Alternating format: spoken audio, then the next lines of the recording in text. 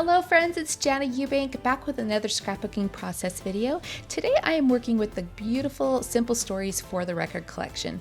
This is the yearly collection by Simple Stories, and I don't usually use this collection to document my months of the year. I actually really just love all of the cute office supplies. It lends itself towards school photos or even just everyday memories. And so I have a bunch of random everyday memories that I want to work on with this collection. And so you'll be seeing me work on those over the next few videos. Now, because this collection has lots of fun office supplies like paper clips and notebooks and typewriters and cameras, it's great for school photos. So today I'm going to work on these photos of my daughter when she was sworn in as a student body officer clear back in 2017. Yes, I have lots of random photos like that I just have never gotten to. Now, when I have photos like this that aren't particularly beautiful or aesthetically pleasing, I like to group them together on a strip or in a column, something like that, to just give them a little more presence. Individually, they're just not very interesting to look at. I'm sure they are for my daughter because she knows all of the kids in the photos, but it has a more impact when you put them together in a column. So you can see that I've gone ahead and matted each of those smaller photos with a 1/16 inch border of white cardstock. I then double matted it again on some blush color vibe cardstock, and then I wanted a third layer, and for that I used the camera paper from the collection, which is so cute. I know you can't see a full camera, but you know, I just love the little hint of them peeking out from the sides. And of course, I am going to use a camera as an embellishment later on. Now, this is one of my go-to designs. I love adding my photos in a column like this and placing them on one half of my paper. And then on the other half of my paper, I will usually do my title and some embellishing. So this pre-printed paper, this navy ledger paper from the collection, is perfect for this. I went ahead and went through the sticker book and found a couple of the border stickers to layer up, and I just added that to kind of underline or break up those few photos at the top. Sometimes I'll wrap a ribbon around there or twine, but for this one I decided to do a couple of those layered border stickers. I pulled out the bits and pieces die cuts from the collection, and now I'm deciding what icons I might want to use. As I'm flipping through everything and just getting familiar with what's in the collection, I find these really cute ephemera pieces, and I decide that I want to layer those up and add some interest to the top right corner. There's that robin's egg blue label printed on the top right corner of the paper, and so I wanted to just add a few more things or embellishments or layers up there to kind of connect the photos to that label. So I'm grabbing this orange piece and this yellow piece. I'll actually snip off those and save the bottom portions to layer on another project, and I'm just going to tuck those in between the photo layers, and then the yellow one will actually go behind the camera paper. Once I get those all in place, I'll just kind of staple them and add those to my photo. I also pulled out this other little ticket piece that I'm going to place on the bottom. I love it. It has lots of these little punched out holes that you'll see me remove here with a paper piercer, and then I'll go ahead and add some hemp twine to that to just give it a, to fill the hole at the top of that little tag, and also to add some texture to this layout. So the hemp twine I'm using is it's just a natural colored twine that I found in the jewelry section of Michael's, and I like it because it's really cute. I love working with twines. I think it's an easy way to add texture to a layout. So I'll go ahead and add that to the opposite corner at the bottom of my photos, and then I'm going to use a mini stapler to staple that little twine in place. I love adding staples and paper clips and things like that to collections that have those icons in the collection. It just makes everything feel more connected, and it's a great way to add more texture to your layout. So now I'm looking for something to fill this little white space on that top photo. You can see there's a lot of the gym floor showing, and so I thought that would be a good opportunity to add in some icons. I want to do a camera because I love, these are just some snapshots or everyday snapshots that I took, and so a camera is a great icon for that. In fact, I think a camera icon is great for almost any layout, right? Because you are featuring photos.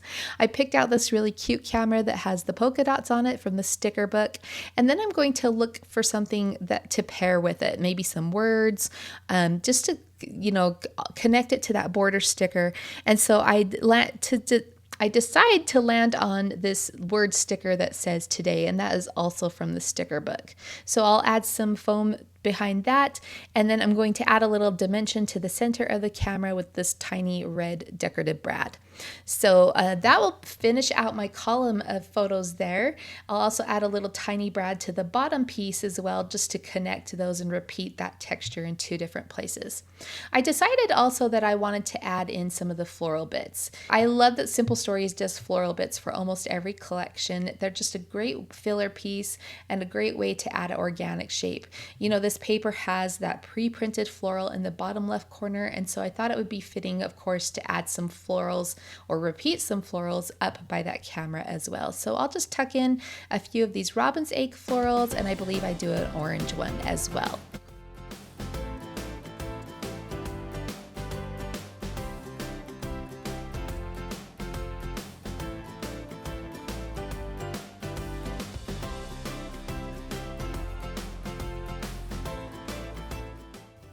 Next, I'm going to start flipping through the other pieces of the collection and look for something to use as my title.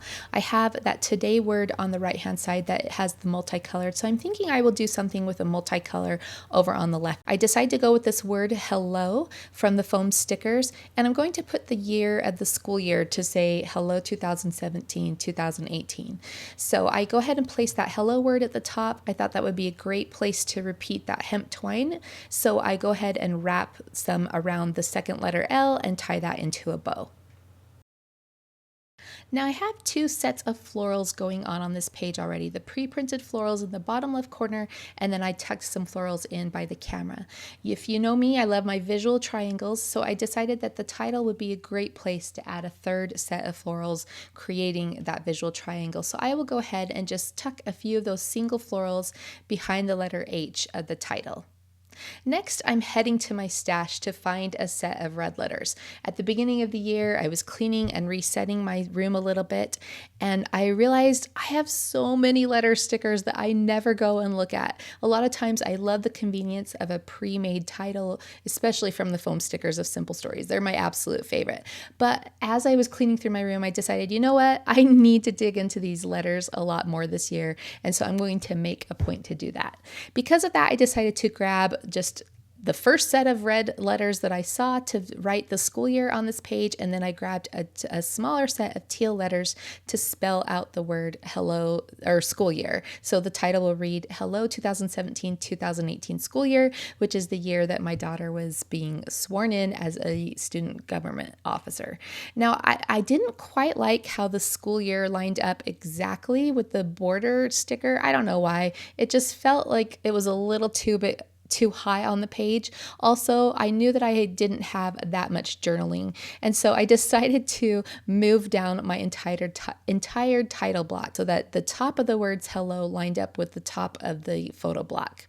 So that feels a little bit better. I did go ahead and add a 3rd flower on the end of the word hello, and now I decided, because I have this colorful title with the red and teal letters, that I'm going to bring in some red and teal layers over to the right side of the page underneath my photo block. So I grabbed some tomato color vibe cardstock, cut that in a strip, and then just used some pinking shears to add a decorative edge to the short ends. And now I'm also going to grab a strip of the teal color vibe cardstock and tuck that in behind the right side or the right edge of those photos as well. And I really like that. I think that balances out the colors of the title. Now, while I'm making this, I'm thinking about my title, actually. I'm overanalyzing it. We do that, right? And I'm thinking, you know what, with this dark navy background, those red numbers aren't really showing up that well. The glitter kind of disappears, and because they're a thinner font style, they kind of disappear. I also don't like that there's the space on either end of that year. So I decide to go back to my stash, and I go to the Color Vibe Foam Alpha stickers, and I switch that year out for those. And I like that a lot better. It's more bold, it stands out against that navy background, and it just works perfectly with the other letters that I have going on. I also stapled that top right label that's printed on the background, and that is where I stamped my date. I also added a bit of dimension to the orange flowers by using some Nuvo drops in the centers of the orange flowers, and then I decided to use some Kraft journaling strips for my journaling. Now I could have written this on the background, but I knew the black ink would just blend in with that navy color, so I opted to do those journaling strips. I hope you enjoyed watching this layout come together. I hope you'll give this design a try, and I can't wait to see what you create. Thanks so much for joining me today. We'll see you in the next video.